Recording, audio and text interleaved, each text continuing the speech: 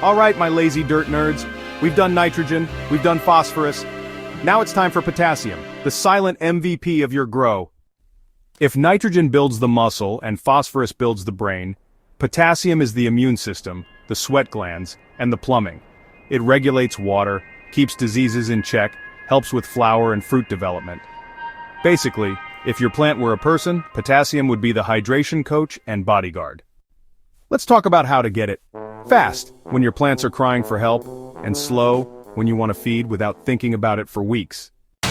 Fast-acting potassium sulfate 0050. Pure potassium punch with a side of sulfur. Works fast, water-soluble. Wood ash? Yeah, the stuff from your fireplace or fire pit. It's packed with potassium and works pretty quick, but you gotta be careful. It can really raise your soil's pH like crazy. Banana tea is super simple. Just toss your banana peels in some water and let it sit for a couple days. It's kinda like the lazy gardener's Gatorade, honestly. Liquid K boosters, whether you buy them at the store or make them at home, are basically potassium in a squirt bottle. They're perfect for container gardens, hydroponics, or when your plants need emergency flowering support. If your plants are yellowing on the edges, or just not putting on weight, this is the stuff to reach for. Just remember, use it in moderation, and avoid it with acid-loving plants. It's low strength, but, hey, it gives a gentle boost right when your flowers need it most.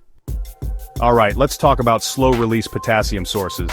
These are, perfect for gardeners who want a steady supply of nutrients over time instead of one big burst. First up is Greensand. It's made from ancient ocean minerals, which is pretty cool if you ask me. It's super slow release but really gentle on your plants and full of those important trace minerals. Next we've got Kelp Meal. Basically it's seaweed that's been ground up and it's just packed with potassium and a bunch of other micronutrients your garden will love. Bonus, it also has growth hormones so your plants get a free personal trainer. 3. Compost with banana peels, wood chips or leaves. Yeah, compost shows up in every episode because it does everything. 4. Langbeinite 0022. Hard to say, easy to use.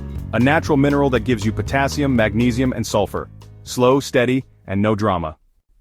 So, here's the lazy grower strategy. Just mix kelp meal, greensand and compost right into your soil when you start out. Then, when flowering kicks in, give your plants a little banana tea or a liquid potassium boost. Honestly, that's lazy gardening at its smartest.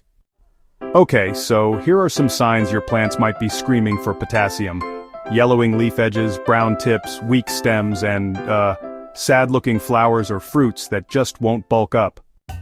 That's your plant yelling, yo, where's my potassium? Seriously, don't ghost your grow. Set it up right, check the signs, and keep your soil squad strong. And hey, if this saved your grow, or at least made you laugh, tap that subscribe, smash that like, and share this with your fellow lazy growers.